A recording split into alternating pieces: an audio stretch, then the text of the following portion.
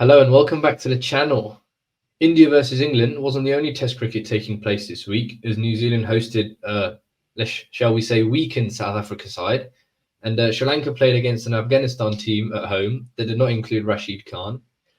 Also coming up in the next couple of days is a Under-19 World Cup semi-final, shortly followed by an Under-19 World Cup final, which happens to include India, apparently. Lucas didn't know about that. But we begin this episode down under as the West Indies are back. Yes, they are back to what we expected. A 3-0 ODI thumping away from home, which wasn't exactly a surprise to be fair to them, but damn, they played even worse than I thought, and like the ceiling or the bar was actually quite low already. So what'd you make of their self-destructive performance in that ODI after all the hype or all the positivity we gave them during the Test series?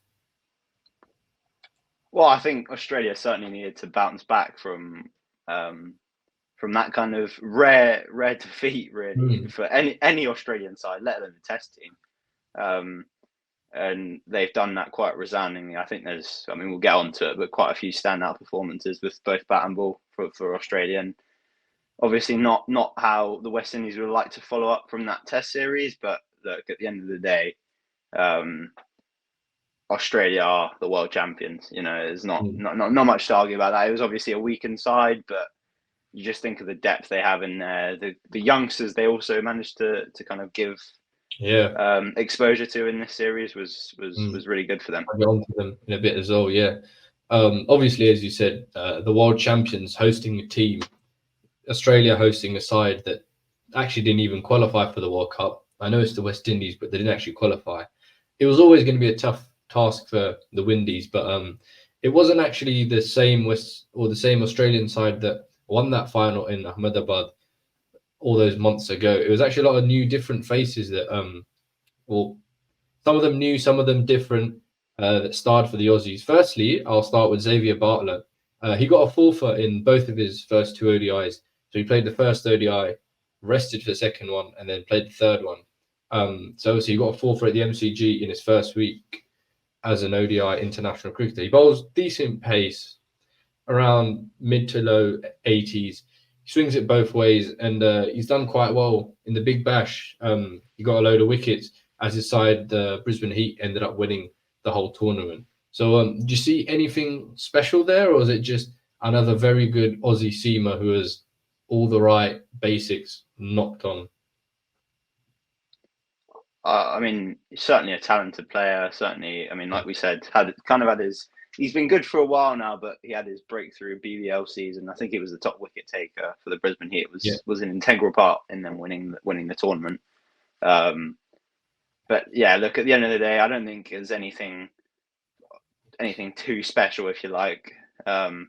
Well, obviously he's going to, now having taken those two forfeits, he's going to make a name for himself and make a case to potentially try and force his way into a potentially aging kind of Australian ODI team. But look, I think he'll potentially more or be used more so for these kind of series against not necessarily weaker opposition, but kind of a chance to develop Australia's talent. Yeah. Agreed. I feel like he might end up like a Michael Nisa type of player. And another player who I think he might end up like is another guy who actually did quite well, but he's been around for a lot longer. Sean Abbott, he scored a half century at number 8, and he took 3 wickets. And I think he took like 2 catches as well in the second game at Sydney. I think that's his home ground, I believe. So as a Surrey fan yourself, Lucas, you saw firsthand his all-round ability during the English summer. He got, I think, was it a 36 ball 100 in the T20 Blast? That was incredible. It was. So how nice for you is it to see him do well, considering he's always been a very talented player. He bowls at decent pace. Obviously, all the Aussie seamer skills. But he was at the wrong end, not the wrong end, but I mean, both ends were wrong. Of that Phil Hughes incident. He was the bowler in that, actually. So how much do you think that affected his career, as in for him mentally, quite a lot? Because it must be quite hard to bounce back from that and still have a pretty decent international career and professional career.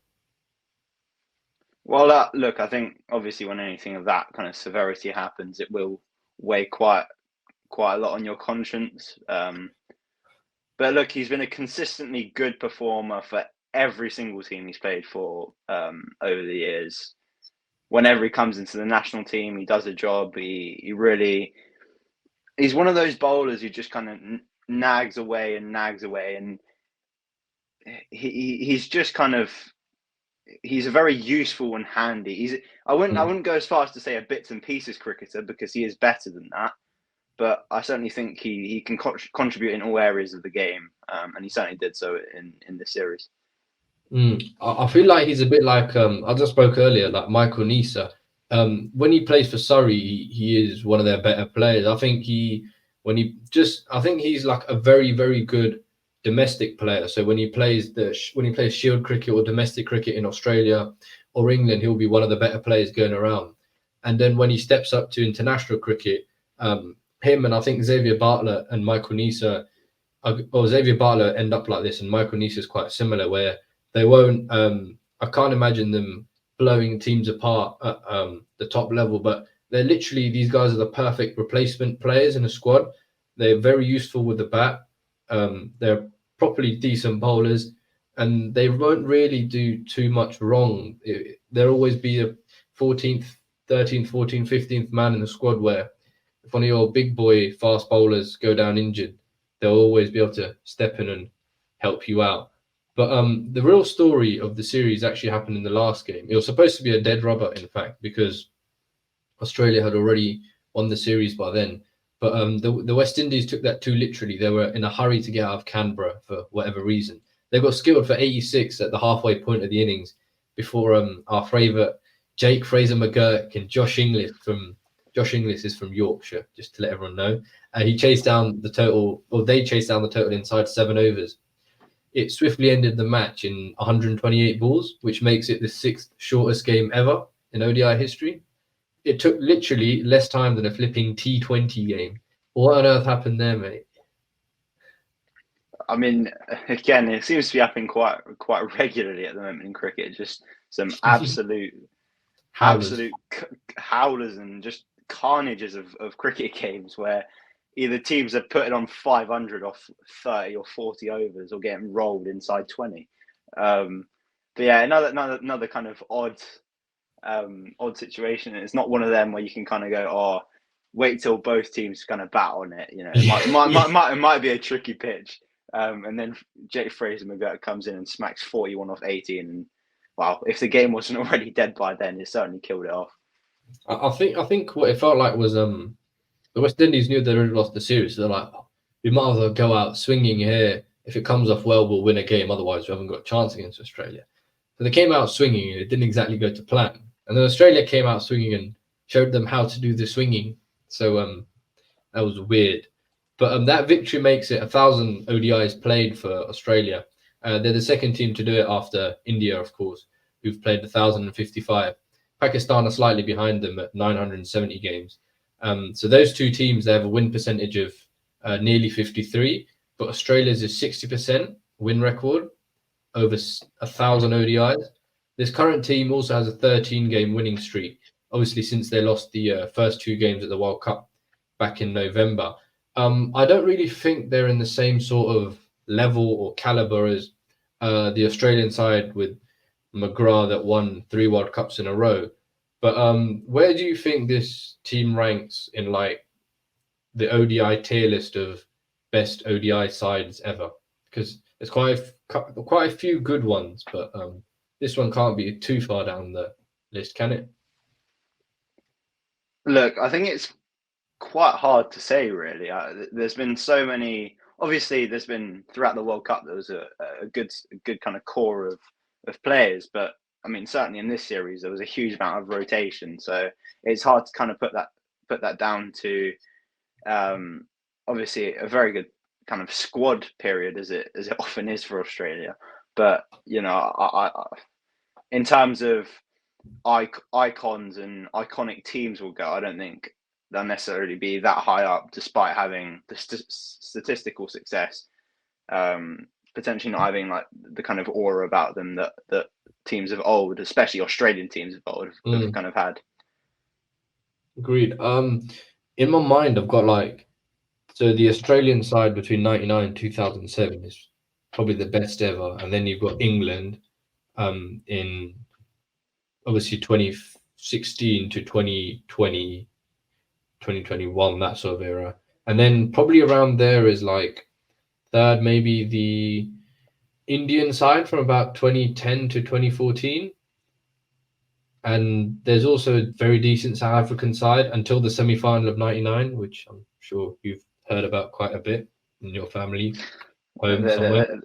Unfortunately, there's more than one.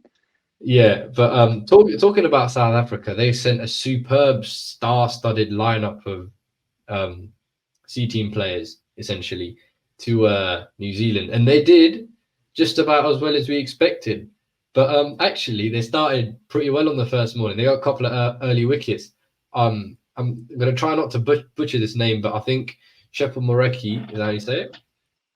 Yeah. Moreki. Maybe Tsepo Moreki. There you go. That's how you say it. That bloke, what he just said, he basically did a Shamar Joseph. First ball of his Test career, he gets out. He gets a wicket. In fact, he got Devon Conway out. But from then on, it's just been downhill. They found themselves in a lot of trouble at the end of play on day one. Kane Williamson and Rachin Ravindra were both unbeaten on hundreds. And he came out the next morning, and it was so bad that even Kane Williamson, who is like that's terrible in English, but the best temperamental player I've seen for a long time, he literally never plays the ball early. I've only ever seen him get out playing the ball too late. And he got so bored of just patting back 72 mile per hour medium paces that he did an Archie Mullen special. He ran down the wicket, slogged it in the air, and just walked off. Took his 100 and it's like, yeah, I'm done. But the other bloke, Ravindra, he turned his maiden Test century into a score of 240, which is all right, to be fair. I get about double that in my garden. But do you think he is the next all-format superstar? I mean, he certainly showed his talent throughout the World Cup, and no one really saw it coming either. I watched him quite interestingly though. I watched him at the Oval when England put on 380, I think, in the series just before the World Cup when Stokes scored 180, and New Zealand were nowhere near chasing it down, but he came in with Phillips, I think, and they put some handy runs together, and he looked very, very well composed and very capable as well. I remember he hit like an on drive off Mark Wood, and I thought, God, this guy can play. And I think the kind of, obviously, I think he batted quite low down in that game, but the exposure that he got during the World Cup, I think, really helped him flourish. And I think we saw his quality even against quite a tame South African attack on quite a nice pitch, I'd say. Very nice. He still showed his talent and batted supremely well. So yeah. Whereas he's obviously got an IPL gig. He's all right in ODIs apparently, and he's not too bad against the red ball either. But I think it was with the case of Ravindra, because he's in New Zealand. There's not exactly a load of people, as I've notoriously said. They've got half the population of London, so pretty much anyone who's talented enough to be an international cricketer, which in New Zealand there's probably only about 20 players who are international level. So someone like Rachin Ravindra, who's clearly talented, they try to just push him into the side as early as possible. So he's always been a top order batsman. He opens for his domestic side in New Zealand. When he came over to England, I think, did he open for Durham when he scored his double 100? I think he might have been, yeah. I think he might have definitely been. He was in the top 4 3 at least. Yeah, top 4. Yeah. So he's a top order bat even when he came to Durham. But obviously when Michael Bracewell got injured, they don't exactly had a like for like replacement for him. So they shoved Rachin Ravindra in there, which isn't exactly his role. He's off or left arm spin is very part-time, as we quite well know by now. I don't think he'll be bowling much of that now that he bats more. But so they just shoved him in there at 7 so he could fill a gap. And then Obviously, at the World Cup, Williamson got injured. Ravindra comes, and we all know the rest. But another guy who did well on debut, also the skipper, one of the 6 South Africans on debut, Neil Brandt, an outstanding sixfer. He managed to cut short the New Zealand innings at a paltry 511, which, to be fair, it was helped by some bored Kiwis who are having a slog at 400 for 3, which is understandable because at one point I thought Sachin, yeah, it is Sachin Yeah, and well, Dravid, that's it, Rachin Ravindra. He was about to break Brian Lara's record, or he wasn't, but I thought he was. New Zealand basically had it in their mind that they were going to punish South Africa for bringing a C team by just making them field for 5 days straight. And then the Saffers came out; they were skittled for not many. Williamson came out and decided he was going to hit another 100 instead of Saudi enforcing the follow-on, because why not? So why not? And not long after the game ended, because South Africa couldn't bat. But to be fair, they made 260. There was a heroic David Bedingham 4th innings 50, which, despite his miraculous batting nature, it wasn't enough to save them from a very close 281 run defeat, was it? Look, at least it wasn't an innings defeat. But you know, the whole kind of irony of this Test match is South Africa obviously come over with a pretty shocking squad, if we're being completely honest. I mean, they're very good domestic players. Let's be fair here. Let's be fair to them. They're very good domestic players. Some of them have very decent domestic records. Yeah, some of them. I mean, I think I sent you a picture of Tsepo Moreki's first-class stats literally before he bowled his first ball and said, "This is not going well." And to be fair, he did shut me up and knocked over Devon Conway. Everyone seems to shut you up nowadays. Exactly. Yeah, I've been humbled a little bit recently, to be fair. Perfect. But yeah, I was just, the whole irony of this is South Africa have come over with a pretty poor team, stacked the team with batters and and batting all rounders, chose to bowl first on, quite frankly, a dead wicket, and then proceed to get rolled for 180. Guys, don't be fooled by the grass on the New Zealand wickets. They are very flat. Absolute roads, mate. I think Archie told me this the other day. The second highest runs per wicket average in the world, obviously behind Pakistan. Or was that you? Yeah, I'll put down the group chat. That was it. Yeah. But yeah, no. I mean, how you do that, despite it being a C team, is it's not really acceptable. I mean, I was speaking to you off air, just saying that there certainly could have been a potential for South Africa to send over kind of like a second Test squad, given that there are already three teams out of the SA20. That is exceptionally disrespectful. Which I mean, look, I think it's pretty disrespectful in itself to put out a team like that, and then compound it with the fact that they thought, "Oh, we're going to lose this series anyway. Let's not bother sending the players. Let's give the rest of the squad a week off and kind of let them get away on holiday instead of trying to save a lost cause." But I think all credit to New Zealand. They put South Africa to the sword completely and thoroughly deserved that win. Fair. So the last time I'm going to slander South Africa, or at least the men's side, for this tour. So the last time I'm going to punching a dead man. So how bad is it looking for this inexperienced South Africa team? They're up against full strength Kiwi side at home. These guys are really hungry. They've never won a Test series. Should drink water. So they've never won a Test series against South Africa ever. It's their best chance. South Africa's most senior player is Dwano Lefeer, who doesn't bowl 90-mile-an-hour bumpers like he used to. He bowls 75-mile-an-hour floaty stuff that he nurtured and harnessed during his time in the county championship. Is there any hope for South Africa, or should they just pray that New Zealand decide to play the under-19s instead, which probably won't happen? I reckon they should call the second Test off, to be honest, mate. I'm certainly not. So yeah. Look, just a cheeky bug's been going around the squad. I think. But yeah, look.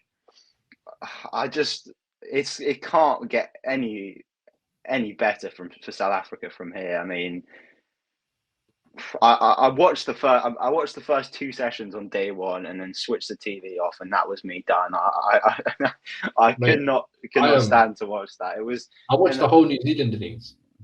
it was First just. 11, Do you know the worst bit from a South African fan perspective is it was just imminent, and it was the slowest death, which is probably the most painful way to Exactly. lose as well. I was just sat there watching Ravindra and Williamson just not even score runs, just like really emphatically show us how bad we are, and kind of say we're just bat all day and score Exactly. Do you know what would have score as been many better? runs as we want. What would have been better for you guys is if you played on actually like green seamer pitch. Yeah, You get skilled for 25 in the first session. New Zealand make 300 until the rest of the day. South Africa come back out, get out for 100. Game's over before you know it. No one saw anything. It all happened at night. That's the best part about this. For most of the Western Hemisphere, it happened all at night when you're fast asleep, so no one remembers any of this except me, which tells you all about my sleeping pattern. So pretend I never said that. But we'll move on to New Zealand, who scored a few runs, just a couple. Apparently, there's a bloke called Kane Williamson. He has 31. No idea, but he has 31 Test hundreds. It says here, which is the second most for any current players who are still playing. He's one behind Steve Smith, but the former New Zealand captain, he has the most Test hundreds ever for New Zealand as well, and it's like by miles. He's 12 more than Ross Taylor, who's got 19.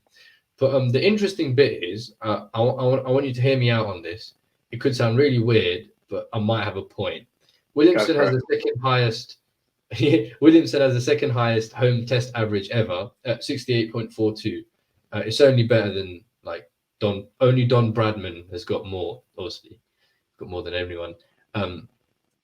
So Williamson has 8 Test hundreds in his last 8 games. So clearly he's very good at scoring runs at home.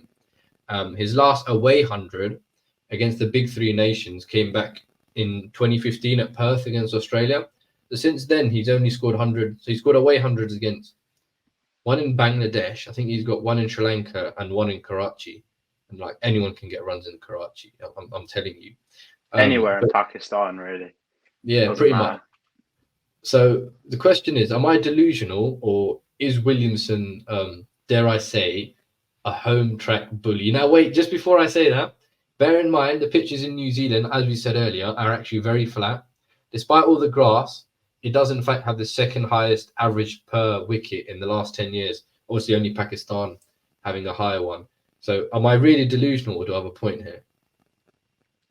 Well, I think you can certainly make a case for a potential kind of weaker statistics away from home. I mean, especially against, like you said, the top 3 averages. Yeah, I think that's what the 40. Yeah, 43 against Australia, 30 against England, and that's in each of the countries. Against Australia is 41, England 37, and India 38. What about India? Not bad. In Australia? Australia 43. To be fair, that's not bad. Yeah, in England 30 and a half, which is pretty not ordinary. Terrible, but very average. Yeah, not Zach Crawley, not my goat. Yeah. And then in India 33 and a half. So yeah, I mean, there's certainly an argument for that, but look, he's a fabulous player, and I just think he scored runs in every country he's played in. In fact, the only country he's not scored a Test 100 in is South Africa, which is a little surprising. Not really. I thought. Well, yeah, but you look at someone of that quality and you think not everyone's hundreds. Williamson's a fraud. Yeah, mate. Exactly, mate. Have you seen that cover drive and that pull shot? That's proper cricket. That. Yeah, great cricket. Until he flies one in the air at 25. Apparently, doesn't do that anymore. No, he just plays a loose drive and nicks it to third slip. But look, at the end of the day, I think Williamson's a fantastic player, and I guess you could make the argument of him being a home track bully. But then who isn't? Yeah, exactly. I think that's just like natural with Yeah, it's just how cricket works. You're going to play better in the exactly, conditions you're used to. So precisely. I think so. From what you said with those averages, basically what it says is that um, at home, like Williamson is basically the GOAT almost. He's second best to Don Bradman in home test, which is terrifying. And basically away from home, he's um just above average player. Could I say that? Again, in England, New still Zealand, more than yeah, Dean Elgar. yeah. So he's slightly better than everyone else away from home, and then at home he's 3 times as good as anyone else. So I mean, you take that, wouldn't you? But yeah. Go on. What were you gonna say? No, I was just going to say absolutely. If whoever it is, if you can score, it doesn't matter where you score them. If you can have a test career and average 55, you've done pretty well. So Yeah. If you said to most players that you're going to average 30 in England, 43 in Australia, and what was it, 30 something in India, 33 and a half. or on the current Indian pitches that Williamson has been playing on for the past 7 years, you would pick that guy every single week, game in, game out. There's not many players you wouldn't pick just off that record. And the fact that he can basically kill every side at home is terrifying as well. But obviously, as I said, that his last big away 100 was, God knows, ages ago, 2015 at Perth. I think Ross Taylor got like 290 or something crazy like that. But only scored some on flat pitches. Yeah, but what I was trying to say is this because they or New Zealand don't actually play a lot of Test cricket in particular? He's only played, I think, 80 something Test matches or 90 something like that. So yeah, 97. Yeah. So in 170 Test innings, he's got the same amount of hundreds as Steve Smith and Sachin Tendulkar with 31. This is the most hundreds ever after 171 innings. He's joint top with them. Yeah, I mean that for me that was the kind of thing that stands out is the innings to 100 kind of ratio. Basically, it's under one every 3 games, which is just like the consistency is remarkable. I think, regardless of whether it's on flat pitches, people find ways to get out. It's. I think that's why he's underappreciated because New Zealand don't play that much Test cricket. So when we do see him, which isn't very often, he just always seems to score runs. But his 100 seems to come.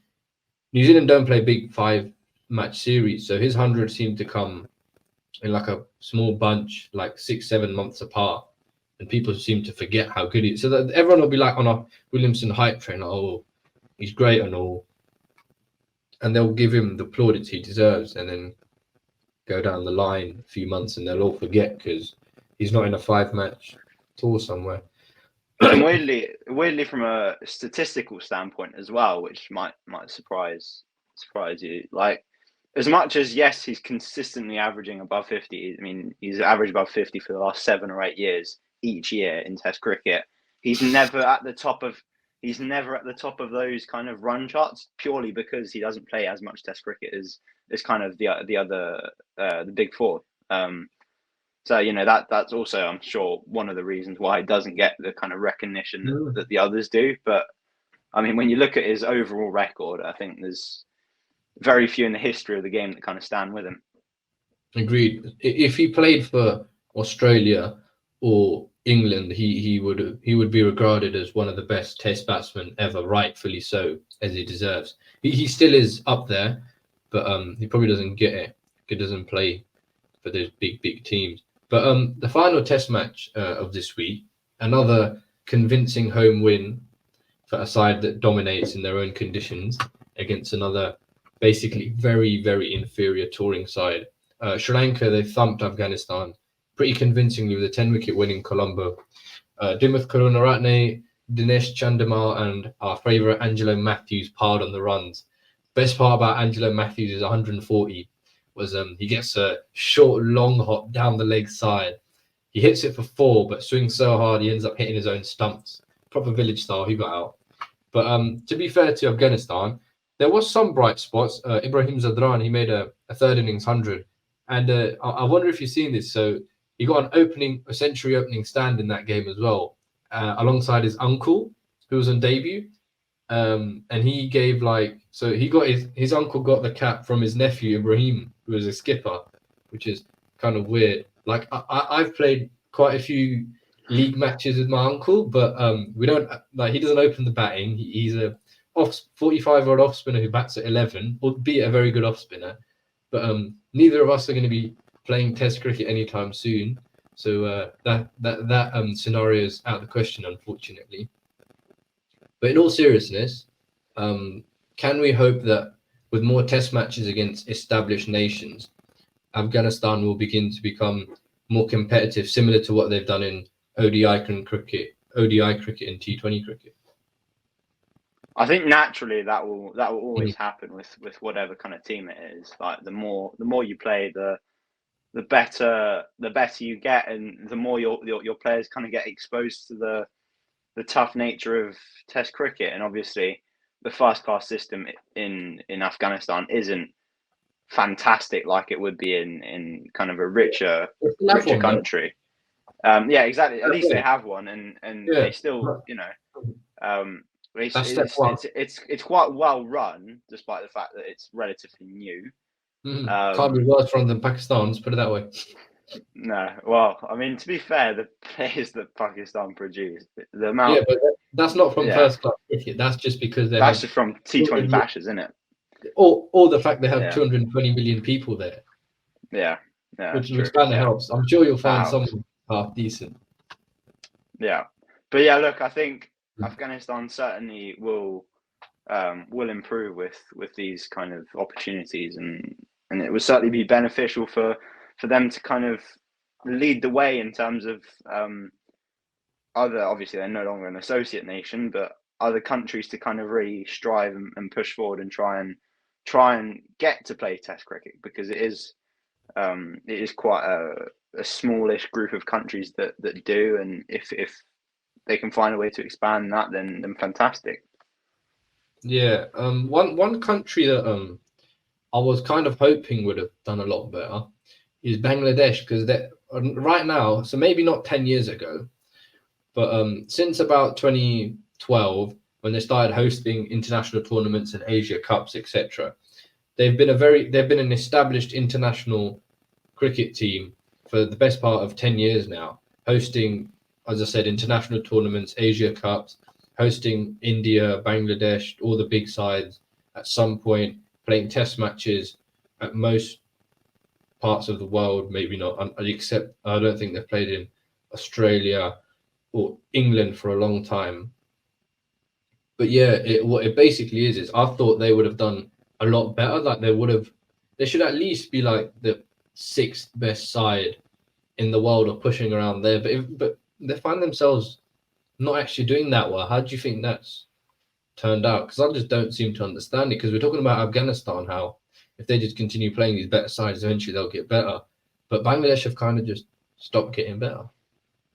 I that's the players are good, but just I don't know. They haven't. You'd think they've had I would have expected that they would have like a proper go at a World Cup tournament by now, like pushing for semi-final spots. Like in this World Cup, the only reason they weren't the worst team was because England existed. So otherwise, they would have been the worst side there. Even Netherlands, who finished lower, actually played better. I was hoping that Bangladesh would be one of those sides pushing for the top 4 spots. Even if they finished 5th or 6th, that would have been a pretty decent turnout in the end. Yeah, look, I think again, it's kind of a case of potentially not having the infrastructure there, and look, it is quite well documented that Bangladeshi players, or some Bangladeshi players anyways, have quite strong attitudes. I won't name any names, but I think you know what I'm talking about. So, it is quite hard to understand why it hasn't quite gone to plan. I think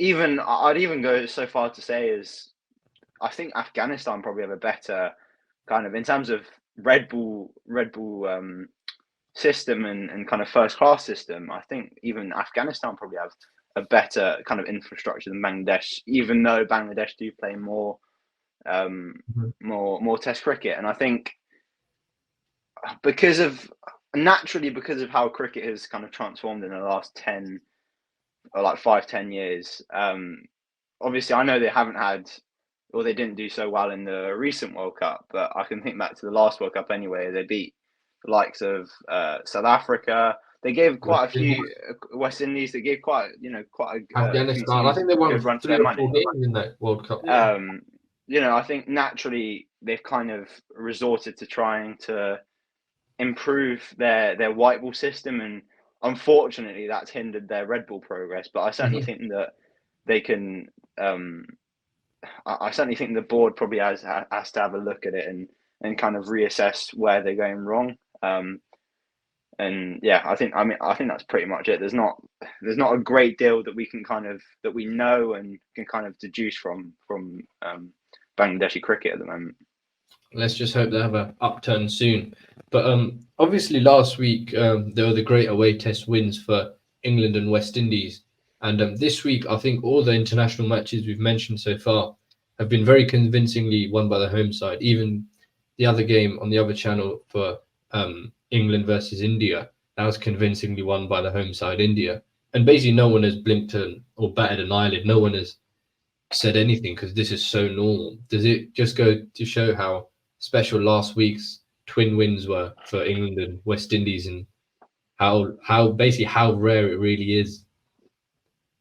Well, yeah, it was certainly a one-off. We're not going to see that every game, but I think that's what makes those wins so iconic and so special. That they are obviously, for a team like the West Indies, you do want that to kind of happen more regularly, just purely for their growth in the sport, but or kind of resurgence actually, because they've been pretty good in the past. They've been pretty big in the past, apparently. Exactly.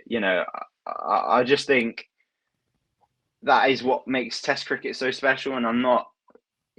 I think this will kind of these kind of results also give the visiting teams more to kind of think about and help them come back kind of stronger for future games or future tours. Fair enough. But enough on the men's international cricket now. We're going to shift our focus to the final stages of the Under-19 World Cup in South Africa. One finalist has already been decided as India beat South Africa in the first semi on Tuesday. India were 32 for 4, chasing 245. Then magnificent 50s from Sachin Das and Uday Saharan got India over the line with 2 wickets to spare.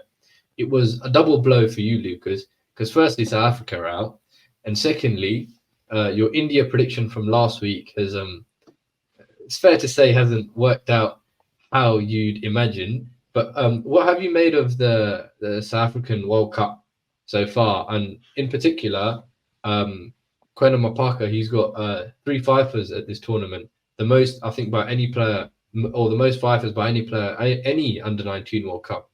And there's been quite a few half-decent players that have played these tournaments. So how good do you think Mapaka will be, and who else stood out in that South African side? I mean, for me, the most ridiculous thing to even consider is he might be around for the next one. He's only 17. He's 17. 18 in April, but I don't know exactly when the next one is. But I think it's in 2000. I think it's 2026. So he could potentially still be eligible for that. If the World Cup's around a similar time. Yeah, exactly. I think that's terrifying. He's so good, honestly. I just, you kind of think it's so rare to kind of see that much ability and raw talent at that age. How quick is he? And I don't know. I think I think in the build up to the semi-final, I think one of the commentators said that he clocked over 140. That's just a joke. I mean, most international level players, regardless of their age, can barely muster 80 miles per hour. So, I think, or 85 maybe, but I just think he's got such a bright future ahead of him. And I haven't seen maybe bowlers like that for So a bowler of his age bowling close to 140, I haven't seen that for quite a few years. The last one was obviously Naseem Shah, but he never went to a World Cup because he was that quick, that young. Apparently, he just went straight up bowling like 93 miles an hour at 16. I'm sure no one wants to face him at an under-19 World Cup, let alone David Warner. But even before that, there was a couple at the 2018 one. I can't remember. There's a couple of Indian bowlers. Shaheen was there, but he wasn't that quick. And his name, but yeah, it's not something you see often. I think it was Kamlesh Nagarkoti and one other guy. Oh yeah, no. He might be Navdeep Saini. Yeah, I think so. Yeah. No, Shivam Margi, that's it. Yeah. But yeah, no. Actually, for me, the most impressive thing for me, and he's obviously got a lot of fantastic attributes, but for me, the best thing about him is his kind of. Obviously, he's only played. It was a semi-final. Like it was only an under-19 World Cup semi-final, but his temperament and his big. Yeah, exactly. It's his ability to perform when it matters most. I mean, that first ball he bowled to I think it was Singh in the semi was just an absolute snorter. I mean, yeah, gone past his nose. Like, and not just that, you then come on for your second or third spell. The team's really, really crying out for a wicket. First ball back into the attack, you pick up a wicket, change the game. You pick up the guy on 96 not out. He's absolutely smoking it. Because don't get me wrong, Uday Saharan batted beautifully well, but it was really Sachin Das who was taking it to South Africa. And I think just that temperament to be able to kind of pick up wickets and do your job when it matters most is a thing that's really impressed me above anything else. Yeah, like I said, I think he's got a very, very exciting future ahead of him. Yeah, and there'll be some other wicket takers on show in the other semi-final. A couple from tomorrow's semi-final, which in fact is Pakistan versus Australia for a place in the final against the waiting India, who have now got their 5th consecutive under-19 World Cup final. I don't know what fool doubted them. But anyways, the players in question are Ubaid Shah, who got 5 for 44 in the final Super 6 game, where Pakistan bowling attack, they heroically defended 155 against Bangladesh to seal that semi-final spot. So it's a bloody good family, that, isn't it? Yeah, I know. I don't know if I've mentioned this 25 times yet, but I'll say it 26. Him, Naseem Shah, obviously his older brother, and the other one, Hunain Shah, they're not quite bad. But this Pakistan bowling attack, they haven't yet conceded 200 at any point during the whole tournament. So how do you think they'll face up against Australia in the semi-final, and can they take Pakistan to the final? But one guy they will be up against is Sam Constas, who got 108 in against the West Indies, also in the final Super 6 game. How do you think that battle will go?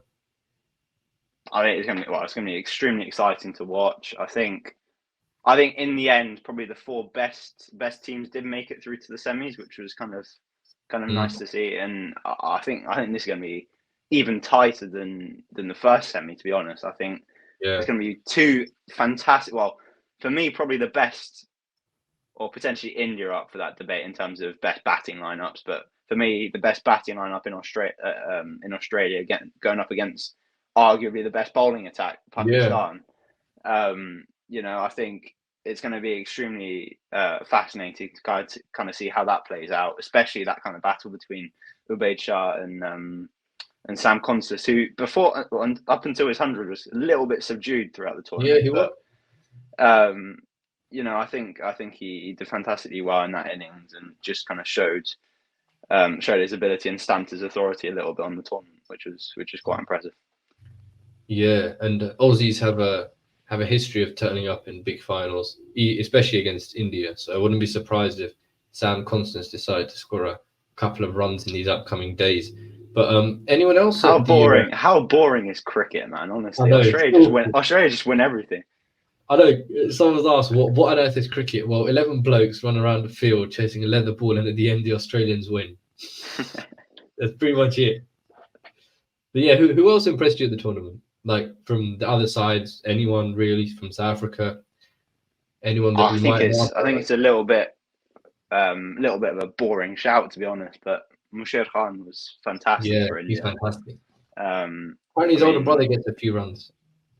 Yeah, but he's not deemed to be overweight, so he might actually play for India. Yeah. I think that it's just a fantastic all-round game. Got undone by well, it's arguably a bit of a loose shot against South Africa, but Pretty decent ball. bit of steep bounce. You know, What's the guy's I think name? He got 3 foot. Tristan Luce. Yeah, balls like He looks quite He's sharp nice. as well, and he actually had a decent hand with the bat as well. 23 off of 12, I think, at the back end. And obviously, I think from a South African perspective, another player I was quite impressed with was Steve Stolk. Yes. Just that kind of absolute Yeah. carefree attitude, trying to smash every ball out of the ground was quite fun to see. But yeah, look, again, there's too many to really name all of them. I think those two, or those three, in fact, with Gwyneth Mabaka and potentially also Ubaid Shah have been the standouts so far of the tournament for me. Honestly, there's so many names. I don't know much about them, but I'm going to try just chuck names at you. Obviously, the 2 Indian guys who got 100 are pretty decent. The Indian opener, I think his name is Kulkarni. He's got a few runs. Harry Dixon, I think he got a ton. The Aussie left-handed opening bat. I think he bats with a Grey Nicks. Yeah. Very Travis Head-esque, kind of. England obviously did all right, but no one massively stood out, apart from McKinney. I was quite impressed with Ben McKinney. I thought obviously a little bit of a he's certainly a stroke maker, but I think potentially that's his biggest strength or seems to be his biggest strength and biggest weakness at the same time. Obviously, I think he's already played first class cricket. He's quite a bright prospect for England. So yeah, I think I was quite impressed with him. And did you actually see the kind of battle between Rachin Ravindra and Mabaka? That was proper stuff. But yeah, no, I think agreed. Yeah, there was also those are the main players that come to mind. Obviously, Mashir Khan with his twin ton did quite well as well. But watch out for the under-19 semi-final tomorrow, or when this video come out, it might have already been done by then or halfway through, and then the final will be on Sunday. But and finally, we're going to end in South Africa. The Sunrisers Eastern Cape have made it to back-to-back finals. Where is MI Cape Town? Someone told me they'd win, but yeah. Anyways, a few stinkers recently, but we were mentioning that. We'll move on quite swiftly, I think. You're bad from predictions. No, you're not. These are great. I love destroying your horrible predictions. But yeah, obviously Eastern Cape have made it to the final mainly on the back of their bowling, where they've bowled out quite a lot of teams for low scores. But what else has impressed you in the tournament? What teams have done particularly well? I haven't exactly been following it closely. Who else is left in it, and what players have impressed you at the tournament? I know Rickleton, he's got a few runs, hasn't he? Yeah, absolutely. He was fantastic. Ironically, I think actually, or at least until the kind of knockout stage, I think MI Cape Town had 2 of the top 5 run scorers in the tournament, yet finished rock bottom. I think I was a little bit disappointed by Brevis, I have to say. He did pick it up towards the end, but I think it's just a bit of bad form. It happens to every player. For the past 2 years. Look, he's only 20. He'll 160 off 60 last year, mate. For who? Some South African team. I saw that. I think he has a list A double 100 or a couple of them or something like that. Yeah. I mean, I think he averages 35 in first class cricket, 42 in list A, and 20 odd in T20. So it's not crazy. Oh, mate, he's hit more 6s than 4s in T20 cricket. Which says enough, really. Yeah. I think. Anyway, moving on from him, I was very impressed with Klaasen, as I often am. just a fantastic ball striker, and Any actually new someone guys? who's kind of say again. Any new guys we should be watching out for? I think. I mean, he's not particularly new, but someone who's kind of flown under the radar and done very, very well is Othniel Barton, who's actually the top wicket taker, which has surprised me Eastern a little Cape, bit. right? Eastern Cape, yeah, he's been an integral part of their success. I think, obviously, Jordan Herman scored that hundreds early on in the tournament, but didn't contribute a great deal other than that. Yeah, look, I think it's been Verena. He picked it up towards the end. Fantastic 100. He's done all right. I thought he was a red ball player, but he can bat with a white ball. No, he could. Yeah, absolutely. I mean, that game, those last kind of 30 overs of the game were just ridiculous. They were back end of the MI Cape Town innings. Brevis and Pollard just whacking it everywhere, and then wickets just tumbled.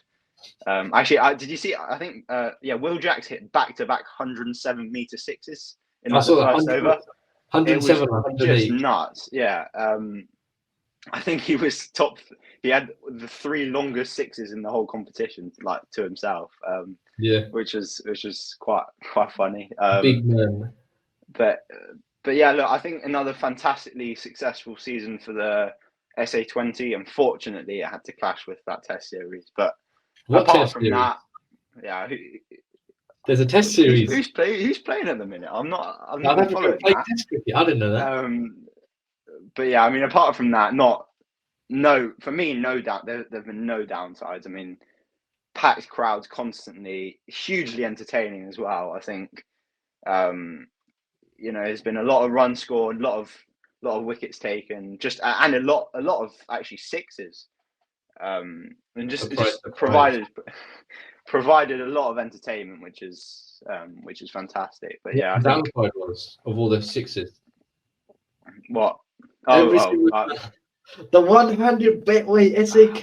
Do you know what? I think they got to introduce that everywhere. It's I saw one of them. The bloke caught it and like toppled over like some little kid. Yeah. Which was a little bit unfortunate for him. But look, I don't want to be seeing that 12 years round. It'll be a nightmare. Imagine every time you hit a six. Everyone's just trying to run to the ball. No. It's not that. It's the commentators. I don't know how much Betway are paying them, but literally every second, all they say is Betway. The ball lands 5 meters short. It could have been a chance for a Betway, catch a 1 million rand six. And every time the ball goes into the crowd, which was a lot of times, why are they even talking about the cricket? Why is the cricket there? Just tell us about Betway. That's what you want to tell us about. It was a nightmare. But it feels like a kind of like rip-off version of the IPL a little bit. Catch a claw. That is better. Yes, bank maximum. It is better than that because of the grass banks, guys can actually like fly and try to catch it. That is true. Yeah, it is pretty funny. But obviously, Sunrisers Eastern Cape are in the final. Who did they beat again? They beat, was it the Durban Super Giants? I think that's it. And so very comprehensively in the end. Durban will have another chance to reach the final, obviously, because that's format, right? And who are the other teams? Who are the 4 teams that went into the knockouts? Obviously, Sunrise and Eastern Cape, Durban Super Giants. And you got the Pole Royals, and who actually got knocked out today by the Joburg Super Kings, which was actually a little bit of a shock, really. I think Faf du Plessis finally decided to score some runs after a shocking tournament. And I was actually going to, what do you make of Jason Roy's tournament? Do you think there's a potential for him to kind of get back or find his way back into the England side? No, that chapter's closed. I think he's very much decided that. Obviously, he's never going to say no, but he's very much decided that his time for England is pretty much up. I don't see England going back to him unless they're desperate. There's more than enough white ball smashers in England going around. They'll probably just find someone else. There's Phil Salt, there's Will Jacks, all these younger lads. With all due, like Jason Roy has won a lot in his career. He's got an ODI World Cup. He's done his bit for his country. He's played enough international. He's earned the right to just fly around the world, make his last bucks before runs away into the sunset or whatever. But essentially, it's now Joburg Super Kings versus Durban Super Giants. It's a lot of supers for the final against Sunrise Eastern Cape. Yeah. Okay. I think that Durban Super Giants and the Sunrise Eastern Cape were pretty much nailed on to kind of go through. They've got probably the two best balanced sides, I think. Yeah. They got a great mix of experience and youth, and I think something that's gone under the radar quite a lot is Markram's captaincy. I think he's been fantastic. Obviously reaching back-to-back finals now with the potential of winning back-to-back trophies is quite impressive. I think that's unlocked him really. He won the under-19 World Cup as skipper. Ever since he's become the Sunrisers, so ever since he's been given responsibility to be the captain of Sunrise Eastern Cape, back-to-back finals. I think realistically, I could see the Super Giants Durban getting to the final against Eastern Cape, and it'll basically be Clarkson and that batting attack versus the bowling attack of Sunrise Eastern Cape. Not to mention Markram, and obviously there's loads of great players on both sides. But as I was saying, Markram, ever since he was given that responsibility over 14 months ago, his cricket's really changed. Like, there's less times that when he's batting at 35, just hitting the ball straight up in the air, walking off after playing the best 35. He's actually scoring real runs now and looking good whilst doing it, which is something I never thought I'd say with Markram in the same sentence. Yeah, I think, like you said, that kind of leadership, the leadership roles that he's got have really kind of helped to give his game purpose. And I think before he kind of got away with being this extremely talented youngster, touted as kind of like Graham Smith's replacement, or not replacement, but kind of the next big thing after him. They're the opposite batters ever. The most exactly. Just one of them, one of those players who kind of goes through their career with all this hype and never really get the best out of them. And I think that kind of added responsibility. I think the Sunrisers, Hyderabad actually will do very well this year in the IPL. They had a very good auction as well.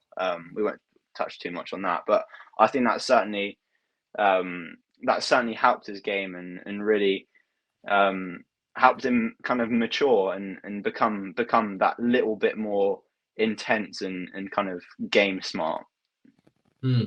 Agreed. Yep. Anyways, that's all we've got for today. Not really much else to talk about. Upcoming, obviously, is the non-existent second Test match versus New Zealand, which won't happen. Which I'll definitely be getting up at or staying up till 2 a.m. watching. Yeah. I'm not making that mistake again. Obviously, Afghanistan and Sri Lanka are now going to play. I believe it's an ODI series, and the West Indies and Australia are going to do T20s, and obviously the under-19 and SA T20 finals. But that's all for now. Thank you very much. Thanks for joining us, Lucas. We'll see you all next week. Thanks for having me on, mate. Take care. See you later, mate.